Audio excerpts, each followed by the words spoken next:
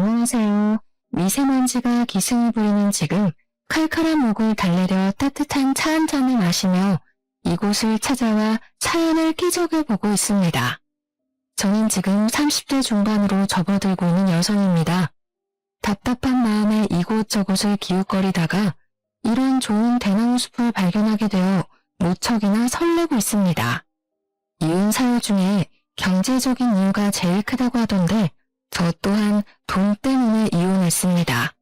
제 이야기가 어떻게 펼쳐질지 무척이나 궁금하시죠? 지금부터 제가 겪었던 그 기가 막힌 이야기를 시작해 보도록 하겠습니다. 저는 대학 동기의 소재로 다른 과에 진학 중이던 남자를 만나게 되었고 소개팅이라는 명목으로 연애를 하기 위해 만났던 자리는 아니었기에 친구로서 잘 지내고 있었습니다. 남녀 사이에 친구가 없다고는 하지만 그래도 이 친구와는 취미도 잘 맞고 대화가 잘 통했었기 때문에 호감 정도의 감정을 가지고 친구로 지내고 있었던 건 사실이에요. 대학을 졸업하던 시기에 운이 좋게 제가 먼저 취업을 하게 되었고 군대를 다녀오느라 복학이 늦어졌던 친구는 저보다 더 늦게 취업이 되었습니다. 더군다나 저는 정말 하늘이 도운 건지 뭔지 전공을 살려서 대기업에 취업을 당당하게 할 수 있었는데 친구는 학점 관리도 제대로 못하고 자격증도 따지 못하는 상황이었습니다.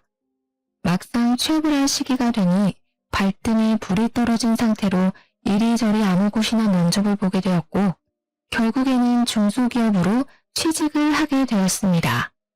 제가 대기업에 취업을 한 이후 친구의 취업 준비를 돕고 같이 시간을 많이 보내다 보니까 저는 자연스럽게 호감이 연애의 감정으로 변하게 되었습니다. 하지만 선뜻 제가 만나자고 이야기를 할 수 없었던 게 친구는 취업이 가장 중요한 시기였고 대기업에 입사를 한 저에게 살짝 자격지심이 있었기 때문이에요. 제가 마음을 은근히 비치며 고백을 하자 본인이 대기업에 취직을 하지도 못했고 저랑은 수준에서 차이가 나는 것 같다면서 저와 연애는 못하겠다고 하더라고요. 그때 포기를 했었다면 제 인생은 달라졌을까요? 저는 오기가 생겨서 가지지 못한 그 친구를 가지고 싶다는 생각에 1년을 더 쫓아다니고 결국 연애에 성공을 하게 되었습니다. 연애를 시작하니까 좋더라고요. 저에게 보여주었던 자격지심도 많이 사라졌고 저는 남자친구를 위해 기꺼이 을이 되는 연애를 했습니다. 2년을 연애하고 제가 먼저 프로포즈까지 해가면서 결혼을 성공했습니다. 그만큼 제가 좋아했기 때문에 가능한 일이었다고 생각합니다. 결혼을 약속한 이후 당연한 수순으로 양가가 한자리에 모여서 덕담도 하고 가게의 상황을 나누는 상견례를 진행하게 되었는데 시모가 저에게 딱 그러더라고요. 예, 아가. 남자보다 돈 더 많이 번다고 콧대가 높으면 안 된단다. 넌 항시한 사람으로서 남편을 떠받들고 살아야 된다. 알겠니? 너가 좋은 회사에 다닌답시고 우리 아들 무시해서는 안 된다 이 말이야. 옆에서 시부도 고개를 끄덕끄덕거리면서 맞는 말 한다고 거드시는데 저희 부모님 표정이 순식간에 차가워지셔서 저는 이쪽 저쪽 눈치를 보게 되었습니다. 재아가, 우린 너희에게 거는 기대가 많단다. 아무리 요새 세상이 평등하다지만 아직도 시댁이랑 친정을 같은 선상에서 둘 수는 없단다. 알겠니? 항상 시댁 어른들을 깎듯이 모실 줄 알아야 해. 아직 결혼을 결정한 것도 아닌데 말씀이 지나치십니다. 남녀 평등한 사회 아닙니까? 누가 높고 낮음이 없는 사회라 이 말입니다. 그러니 양가에서 관심을 끊어주셔야지요. 시댁이 높고 친정이 낮다는 그런 말은 다 옛날 말입니다. 요즘 트렌드를 모르시네. 그러자 시부의 표정이 뚱하게 바뀌더니 아들이 둘도 아니고 하나밖에 없는데 그럼 며느리도 하나이지 않겠냐고 며느리한테 효도받고 싶다고 대놓고 말하셨습니다. 시모도 그게 뭐가 문제냐는 식으로 자기는 딸 같은 며느리를 원했다면서 앞으로 서로 잘 지내보자고 하셨어요. 그 말이 꼭 저에게 효도를 강요하는 것처럼 들리더라고요. 약간 분위기가 어색해지고 서로 불편한 공기가 흐르기 시작하자 남편이 거기서 수습을 한답시고 서로 효도하면 되는 거라고 한마디 덧붙이더라고요. 저희 부모님께서는 이런 집에 저를 시집 보내는 게 아무리 생각해도 마음에 걸린다면서 상견례 자리가 끝나자마자 저를 말리셨습니다. 하지만 저는 이미 남편에게 푹 빠져버린 상황이었고 너무너무 좋은데 뭘 어떻게 하겠습니까? 부모님 가슴에 대못을 박아버렸습니다. 무조건 결혼을 하겠다고 박박 우겼고 결국 저를 설득하기를 포기한 부모님께서는 당해봐야 정신을 차린다면서 제 뜻대로 진행을 해주셨습니다. 그렇게 삐걱거림으로 시작했던 결혼 생활은 생각보다 훨씬 더 행복했었습니다. 시작이 별로 좋지 않았었기 때문에 걱정을 하고 양가의 눈치를 보면서 시작한 신혼생활이었지만 남편과 계속 함께 지낼 수 있다는 게 행복하게 느껴지더라고요. 하지만 문제는 곳곳에서 터지기 시작했습니다. 제가 대기업에 다니고 있었기에 은행 대출이 훨씬 더 잘 나오는 상황이어서 제 이름으로 대출을 받았었습니다. 대출이 제 명의였기에 자연스럽게 신혼집 또한 남편과 상의 후 제 명의로 얻었는데 시댁에서는 그걸 걸고 넘어지시면서 난리를 치셨습니다. 재혁아, 지금 네 단독 명의로 집을 샀다는 말이냐? 부부가 합심해서 평생 살 집인데 왜 공동 명의를 하지 않고? 아버님, 그거야 당연히 제 명의로 된 대출이 실행되어서 그렇죠. 계약자 이름이 제 이름이고 또 돈도 제가 구한 게 맞고요. 남편은 괜찮다고 그랬는데 넌 눈치가 이렇게 없어서야. 대출이 잘 나오는 사람이 받는 건 맞지만 집 명의에는 남편 이름도 같이 넣었어야지.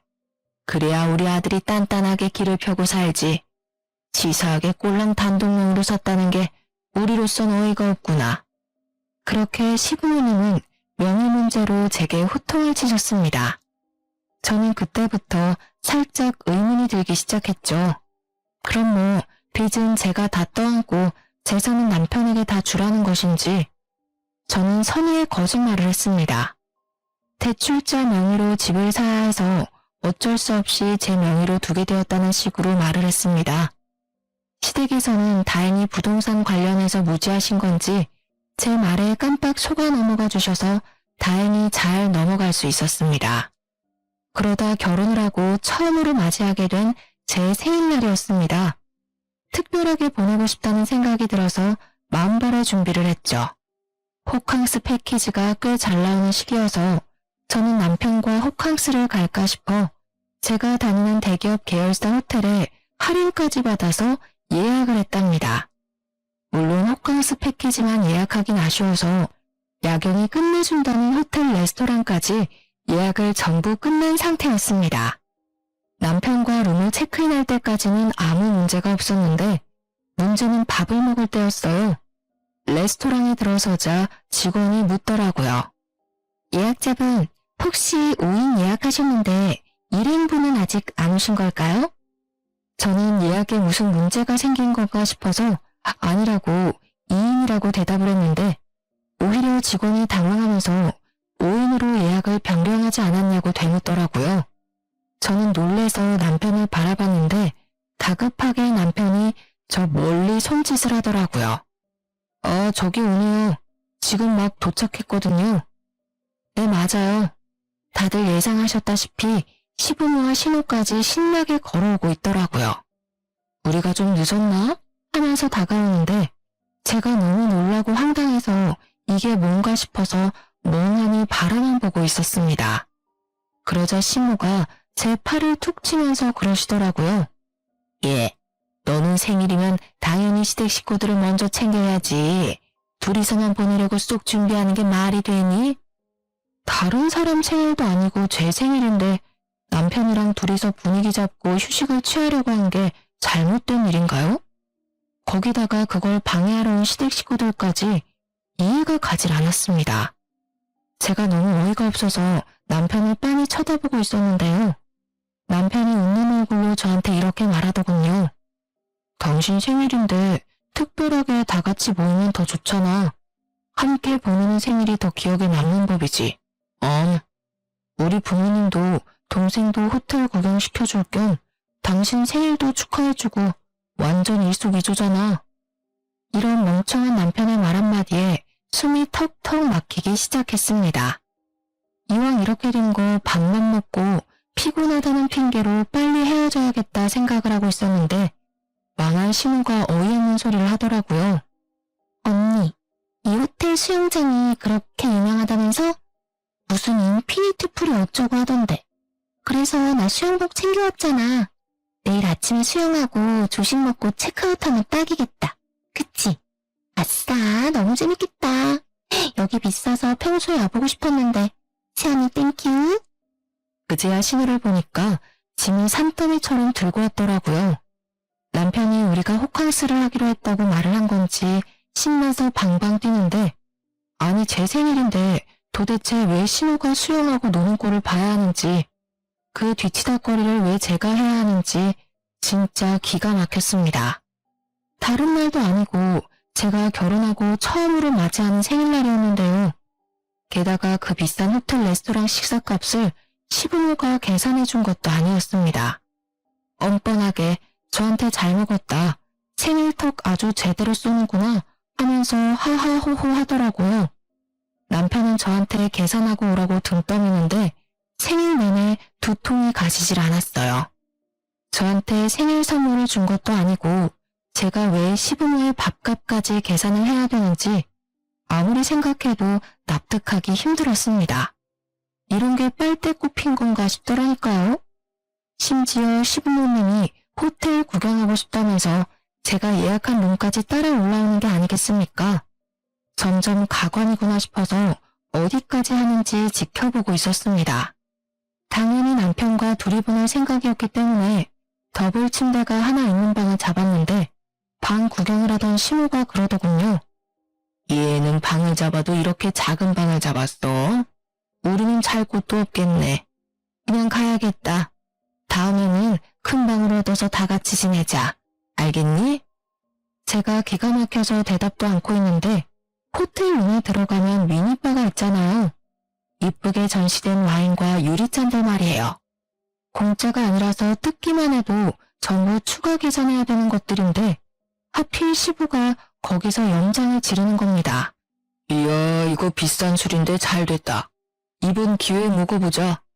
내가 술에 대해 관심이 없는 사람인데도 저건 안단 말이지. 며느리가 효도 제대로 시켜주네. 다들 이거 한 잔씩만 맛봐봐. 이게 얼마나 맛있냐면 거기서부터 시작이었습니다.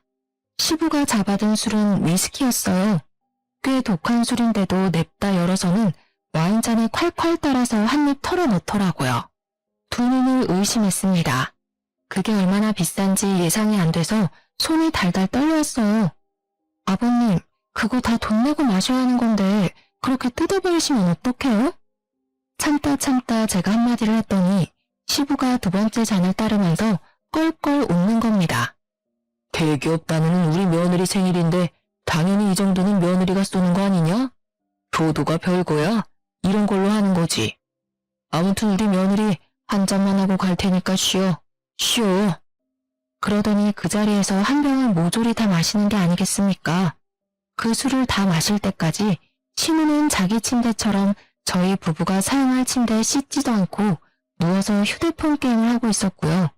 신우는 TV 채널 돌리면서 이게 재밌네 저게 재밌네 내내 남편 붙잡고 이야기를 하고 계셨습니다. 저는 난장판이 되어버린 호텔룸을 보면서 좌절과 절망을 고스란히 느끼고 있었고요. 술을 끝까지 드신 시부는 취한 것 같다고 운전을 못하겠다고 하시더라고요. 생각해보니 시부가 차를 끌고 왔는데 냅다 술부터 드시고 본 거죠. 저는 대리를 부르려고 했는데 시부가 자기 차를 남에게는 못 맡긴다면서 남편에게 데려다 달라고 하는 게 아니겠습니까? 그런데 진짜 우리 남편도 경우가 없긴 매한가지였네요. 시부한테 차 키 달라고 하면서 대리비도 아까운데 자기가 데려다 주겠다고 시부모를 챙겨서 나가는 게 아니겠습니까? 그리고 신우는 도대체 왜 버티고 있는 건지. 결국에는 저랑 신우랑 둘이 덜렁 호텔에 남겨졌고 신우가 씻고 오겠다고 하길래 그냥 자포자기한 심정으로 휴대폰을 만지고 있었는데 신우가 화장실에서 나오질 않더라고요. 뭘 하고 있길래 이렇게 오래 걸리냐고 했더니 글쎄 호텔 측에서 저희 부부에게 패키지 선물로 준 입욕제가 있었는데 그걸 욕조에 풀어서 반신욕을 하고 있더라고요. 그 입욕제가 아까웠다기보다는 저 쓰라고 준 건데 당당하게 자기가 반신욕을 하고 있으니 화가 머리 끝까지 차올랐습니다. 그리고 불난집에 기름을 콸콸 쏟아부은 것은 다름 아닌 남편이었습니다. 막상 시댁에 도착하고 나니까 너무나도 피곤하다면서 시댁에서 자고 다음날 아침에 호텔로 가겠다고 연락이 오더라고요. 저는 남편과 분위기를 잡고 밤새 미래에 대한 이야기를 나누며 생일을 축하받고 싶었거든요. 정말 최악의 하루를 맞이해야 했습니다. 졸지에 저는 생일을 신우와 함께 호캉스를 즐겼고요. 미리 말했던 대로 아침 7시부터 일어나서 유난을 떨던 신우는 정말 수영을 하고 온다며 나갔습니다. 아침부터 화장한다, 옷 고른다 하면서 룸을 뒤집어 엎고 다녀준 덕분에 저는 잠도 못 자고 혼자 룸에 남아서 신우를 기다려야 했습니다. 정신나간 신우는 수영장에서 실컷 놀다 온 꼬락서니로 남편 대신 본인이 조식을 먹겠다면서 저한테 조식 먹으러 가자고 하더라고요. 남편 몫에 조식까지 해치우고 체크아웃을 하고 나서 저는 빨리 도망을 치려고 했는데 신우가 저를 붙잡는 게 아니겠습니까? 언니, 내가 깜빡하고 지갑을 안 들고 온 거 있지? 택시 타고 우리 집으로 가자. 어차피 오빠도 우리 집에 있으니까. 자포자기한 심정으로 신우랑 택시를 타고 시댁에 도착해서 남편에게 전화를 했습니다. 시댁에 발을 들이고 싶지 않아서 나오라고 했더니 저한테 잠깐 집에 들어오라고 시부모님한테 인사는 하고 가야 하지 않겠냐고 하더라고요. 그래도 여기까지 온 거 인사만 드리고 가야겠다 싶어서 시댁에 발을 들였더니 시모가 저한테 점심은 먹어야 하지 않겠냐고 물어보았습니다. 저는 집에 가서 남편이랑 밥을 먹을 생각이었지만 시댁에서 먹고 가는 게 편하겠다는 생각이 들어서 네, 먹어야죠. 그랬더니 시모가 저한테 그럼 밥을 차리라는 겁니다. 며느리가 해준 밥상 얻어먹어보는 게 소원이었는데 이렇게 이뤄지네. 내가 너 생일이라서 미역은 불려놨다. 밥 차려 얼른. 저는 얼떨결에 부엌으로 끌려가서 밥을 차리게 되었습니다. 제가 진짜 기가 막혀서 웃음이 나오더라고요. 혼자 피식피식 웃으면서 밥을 차리고 있는데 시부가 쓱 다가오더니 저한테 센스가 없다면서 며느리가 이리 센스가 없어서 되겠냐고 구시렁거리는 겁니다. 왜 그런가 했더니 전날 위스키 한 병을 콸콸 쏟아부어서 숙취가 있는데 콩나물국이 아니라 미역국을 끓여놨다고 타박을 하시는 거였습니다. 너무 열이 받아서 제가 국 끓이던 국자를 냅다 싱크대에 집어던졌습니다. 꽤 세게 부딪혔는지 옆에 놓여져 있던 그릇이 깨졌더라고요. 쨍그랑 하는 소리가 울리자 시무랑 남편이랑 전부 부엌으로 달려왔습니다. 해도 너무하신 거 아니에요? 생일날 밥 차리라고 하는 것도 화가 나는데 콩나물국을 안 끓이고 미역국을 끓이냐고요? 어제 저희 부부되고 처음으로 맞이하는 생일이라서 분위기 좀 내보고 싶었는데 그것까지 다 망치시고 제가 여기에 밥하러 온 사람인가요? 생각해도 해도 너무하시네요. 제가 확 소리를 지르자 남편이 서둘러서 저한테 집에 가자고 끌고 나오더라고요. 저는 울컥하는 마음에 집에 오는 내내 남편에게는 말 한마디도 걸지 않았습니다. 여보, 표정이 왜 그래? 삐졌어? 또 대답을 안 해주네. 원래 이러면서 시댁이랑 친해지는 거야. 여보가 시댁에 점수도 따고 이쁜 짓을 해야지 우리 부모님도 아들 장가보는 거 후회 안 하실 거 아니야. 그 말을 듣는데 운전 중인 남편 뺨 한 대 올려붙이고 싶었습니다. 진짜 속에서 천불이 나더라고요. 눈에서 눈물이 맺히고 말았습니다. 무슨 이야기를 해도 남편이 알아들을 것 같지가 않았습니다. 남편의 머리에는 본인 부모님만 세상에서 제일 착하신 분이라고 각인이 되어 있는 거예요. 뭐? 그럼 내가 점수를 따야 되니까 지금 이 상황에서 화를 내면 안 된다 이 말이니? 대체 왜 며느리가 시댁에 점수를 따야 되니? 그 생각 자체가 잘못된 거야. 거짓말까지 하고 대리효도 바라는 거니? 내가 사람을 한참 잘못 봤네. 당신 지금 엄청 실수한 거야, 알아? 에이, 대리효도라니. 난 당신이 조금이라도 시댁이랑 사이좋게 지내면 좋을 줄 알고 그런 거지. 선의의 거짓말 몰라? 난 나이 드신 우리 부모님이 고생 같은 거 안 하고 편하게 사셨으면 좋겠어.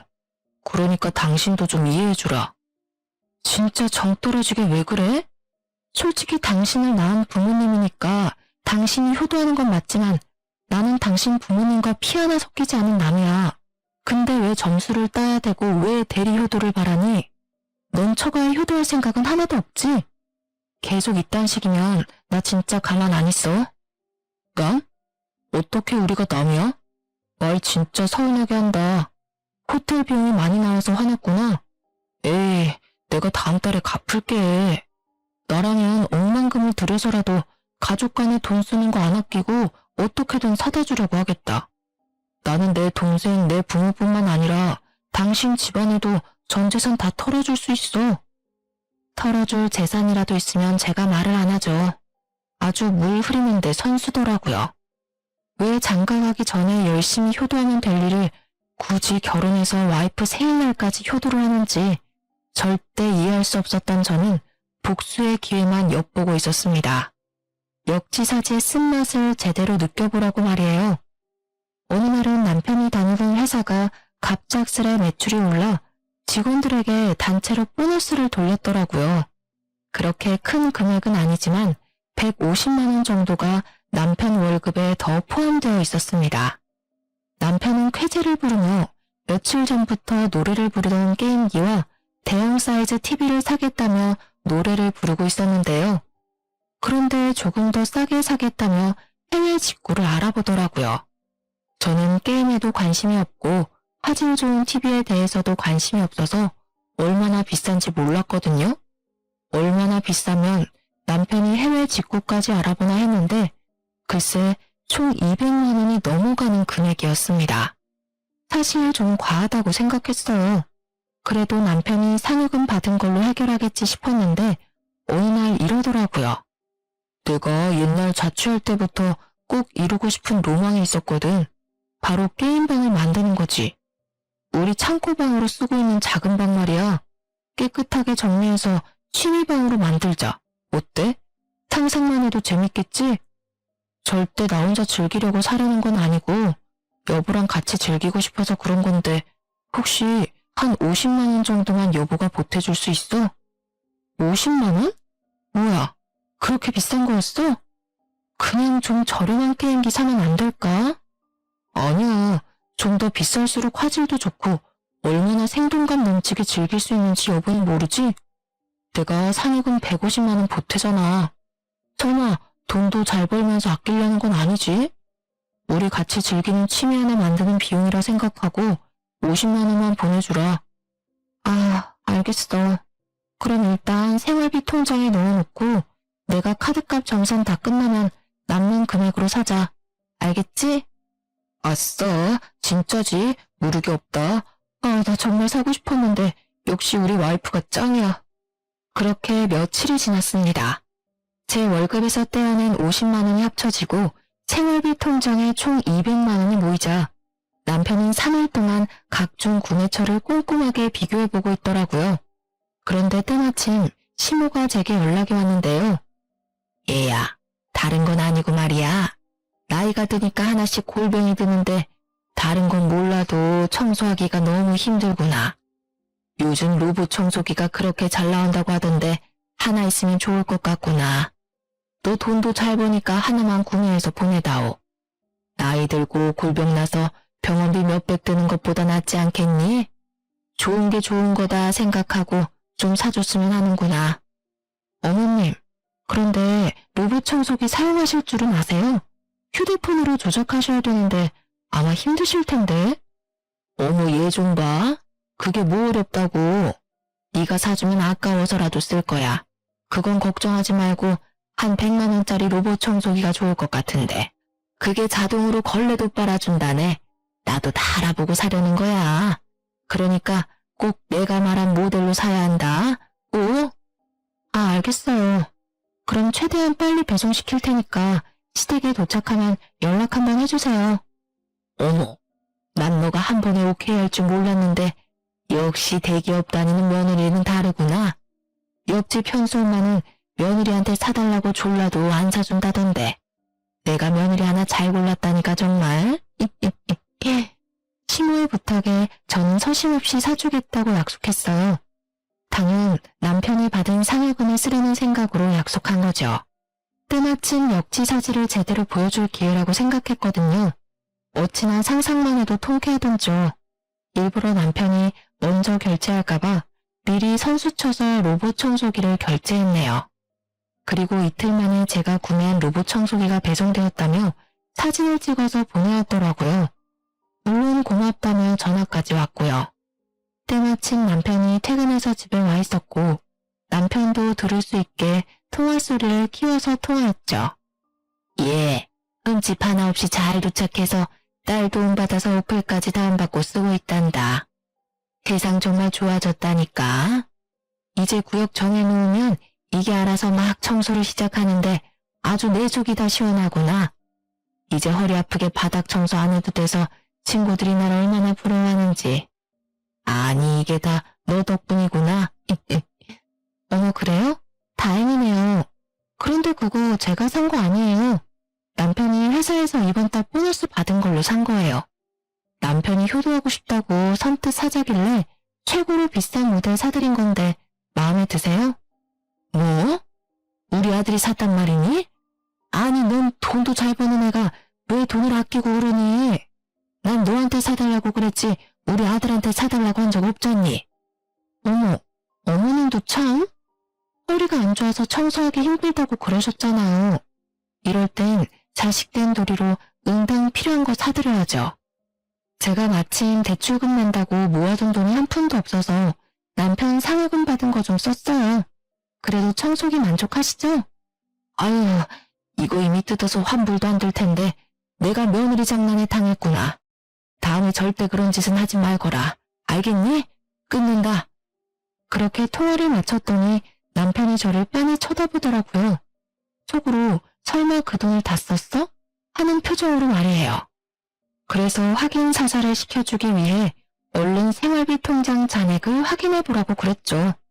정확히 200만 원이 사라진 내역을 본 남편이 빨개진 얼굴로 야! 라고 크게 소리를 지르더라고요. 여보, 장난이지? 빨리 돌려놔. 나 진짜 오늘 저녁에 진짜 결제하려고 그랬단 말이야. 응? 장난 아닌데? 왜? 시부모님이 몸이 안 좋으셔서 로봇 청소기가 필요하다는데 그럼 안 사줘? 당신이 나한테 그랬잖아. 효도하고 살아야 된다고. 그리고 같이 쓰면 더 좋을 테니까 내가 특별히 친정에도 같은 모델로 선물해줬어. 나 착하지? 뭐? 그럼 100만 원짜리를 진짜 2개씩이나 샀단 말이야? 당신 진짜 왜 그러냐? 나 정말 2년 전부터 이거 사고 싶었는데 알고도 이런 짓을 꾸며? 이런 짓이라니 말이 너무 심하다? 내 생일날 당신이 나 몰래 가족들 주렁주렁 달고 와서도 내가 화 한 번 안 냈잖아. 다 시부모님한테 점수 따는 거라고 오히려 좋은 거라고 그랬잖아. 그리고 친정 부모님도 쓰고 다 같이 쓰면 더 좋잖아. 아니야? 우리 부모님도 사위가 사주는 거라고 하니까 얼마나 얼굴이 환해지던지 당신이 봐야 된다니까. 특별히 내 돈도 50만 원 보탠 거니까 너무 억울해하지 않아도 돼. 당신 참 속 깊은 사위라고 친정에도 점수 따게 해줬으니까. 나한테 오히려 좋아야 되는 거 아니야? 아니, 그건 그 뜻이 아니라고. 시댁에만 잘하면 되지. 꼭 처갓집까지 똑같이 사주냐? 너 저번에 호텔에 가족들 데려간 걸로 나한테 안 갚음하려고 그런 거지? 와, 내가 속았네 속았어. 완전 사기 결혼 당한 기분이야. 뭐? 지금 사기 결혼이라고 그랬니? 그럼 나는 어떻겠어? 난 내 생일날에 시부모님 모시면서 쓰지도 않아야 될 돈 써가며 효도했는데 이건 사기 결혼 아니야? 역지사지 당해보니까 얼마나 잘못했는지 이제 좀 알겠냐? 난 너가 엄청난 효자라서 이런 건 웃으면서 가볍게 넘어갈 줄 알았는데 게임기 하나에 억울해서 사기 결혼이니 뭐니 운운하는 거 보니까 꽤 어이가 없네. 끝까지 효자 컨셉으로 갈 거면 겨우 이딴 일로 억울해하지를 마. 제 말에 대답을 하지 못한 남편은 울분을 토하며 집을 뛰쳐나갔습니다. 자기가 생각해도 화를 내면 안 되는 상황이란 걸 깨달은 거죠. 분명 본인이 효도하는 게 최고라고 오히려 시댁에 점수 따서 좋지? 라고 말했던 과거의 말들을 주워 담을 수는 없으니까 말이에요. 그리고 한날은 신우가 저더러 백화점 같이 가자고 연락이 온 겁니다. 또 뭔가를 사달라고 하겠거니 예상은 했습니다. 역시나 제 예상은 정확히 적중했죠. 어머, 당연히 선물 사줄 거라 생각해서 지가 만들고 왔는데요. 10만 원밖에 안 하잖아요. 사주세요. 네, 이렇더라고요. 그래서 모든 걸 내려놓고 신우가 사달라는 거 전부 사줬습니다. 남편의 신용카드로 말이에요. 마침 할인 들어가는 주유 카드가 필요해 남편 신용카드를 한 장 들고 있었거든요. 장장 3시간 동안 5층부터 10층까지 싹 도는 동안 결제한 금액은 정확히 180만 원이었어요. 싱글벙글 웃으면서 새언니 최고 그러더라고요. 카드 결제 문자가 연속해서 전송이 되었는지 남편이 바로 전화를 하더라고요. 너 무슨 백화점에서 카드를 이리 긁었어? 장난해? 나보다 돈도 많이 벌면서 내 카드는 왜 쓰는데? 네 동생 선물 산 건데 언제든 가족 간에 돈 쓰는 거에 아끼면 안 된다며. 한도 다 써가면 다른 신용카드 주면 되겠네. 너희 소중한 여동생이 사달라는데 사주기 싫어? 그러니까 씩씩거리면서 왜 다 일시불로 샀냐고 할부로 사지 그랬냐고 말을 바꾸더라고요. 사실 남편 월급이 저보다 100만 원 넘게 작아서 지금 남편은 카드값 때문에 손이 벌벌 떨릴 거예요. 그래도 별 수 있겠어요? 본인이 내뱉은 말이니 끝까지 책임을 져야죠. 그 이후로도 시댁 식구들의 무리한 요구가 있을 때마다 전부 남편 명의의 카드로 해결했어요. 따져봤자 남편이 할 말이 있겠어요? 가족을 위해서라면 전 재산도 줄 수 있다고 그랬잖아요. 그리고 웃긴 건 시댁 사람들이 꼭 남편한테 연락 안 하고 저한테 필요한 걸 내놓으라고 전화하더라고요. 매번 말끝마다 대기업 며느리 하면서요. 돈 많은 사람이 베풀어야 되는 건 당연한 거라면서 호의를 당연한 권리처럼 생각했습니다. 점점 이혼을 마음속에 품고 살기 시작했어요. 결혼 1년 만에 각방은 물론이고 서로 저녁도 따로 해결하는 지경에 이르렀습니다. 서로의 가족에게 잘하면 뭐합니까? 부부 사이가 최악으로 치닫고 있는데 실망이 너무나도 커서 일주일 동안 한마디도 안 한 적도 있었어요. 그렇게 냉전 상황을 한 달 정도 유지했을 때 지방에 계신 친정엄마한테서 전화가 왔는데요. 딸, 이서방이 급하게 돈 필요하다고 전화했다며? 얼마나 필요하니? 꼭 2천만 원까지 필요한 거야? 혹시 이서방이 뭐 사고라도 쳤니? 응? 그게 무슨 말이야? 돈이 필요하다니? 나도 정확하게 못 들었는데 너네 아빠가 이서방이 전화 와서는 생활비가 쪼들린다면서 이대로면 파산하겠다고 울면서 전화가 왔다던데 몰랐니? 최소 2천만 원은 필요하다고 그러던데. 뭐? 2천만 원? 그게 무슨 말이야. 집도 내 명의로 대출받은 거고 그렇게 큰 돈 나갈 게 없는데. 서로 얘기가 안 된 거니? 혹시 너네 싸웠어? 우리도 2천만 원이 너무 큰 금액이고 못 준다고 연락한 건데. 통화를 끊고 곰곰이 생각해봤어요. 시부모님과 신우가 사달라는 걸 전부 남편의 개인 카드로 사용하긴 했는데 파산까지 고려할 정도는 아니었거든요. 다 합쳐도 기껏해야 300만 원 정도였지 2천만 원은 말도 안 되는 금액이거든요.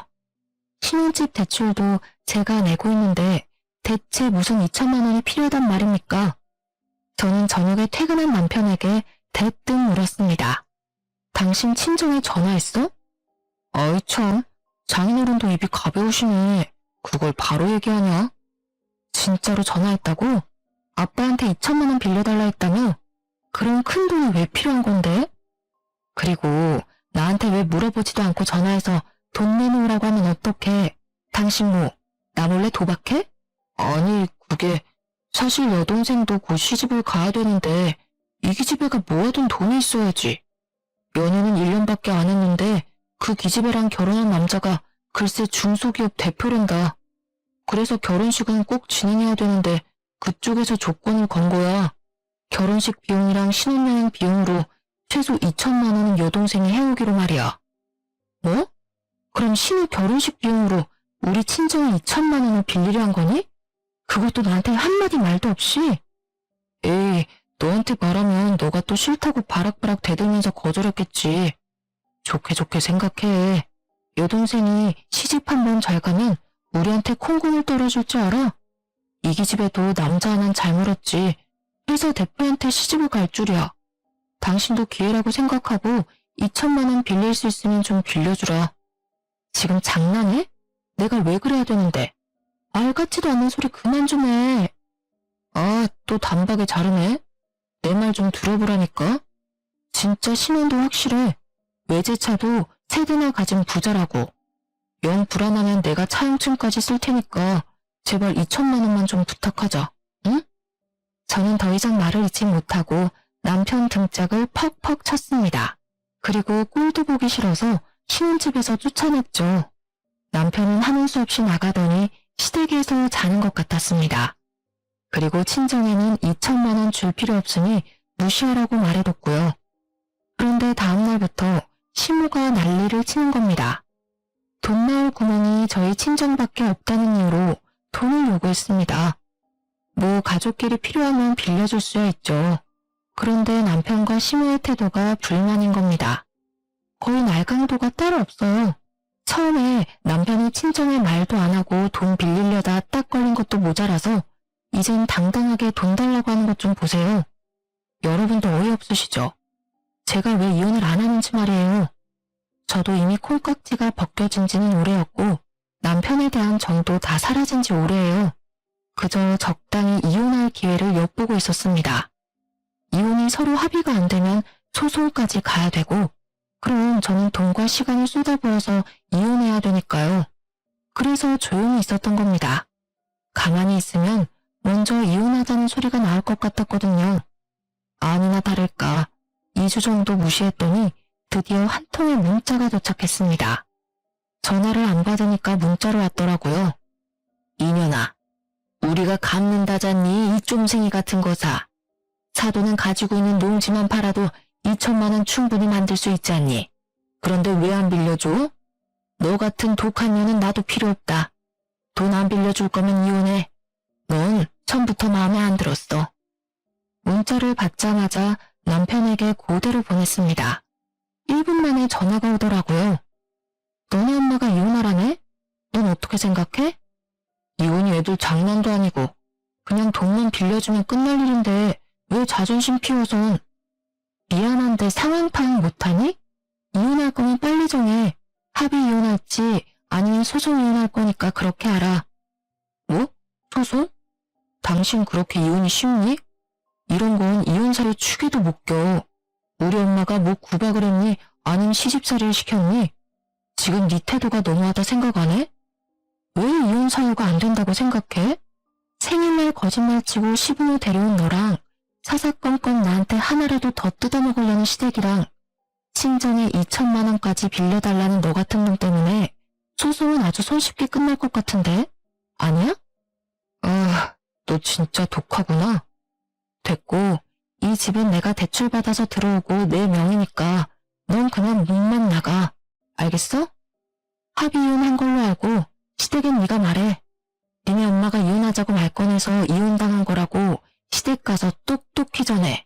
한번 마음을 먹고 일을 진행하니 일사천리로 모든 것이 이루어지더라고요.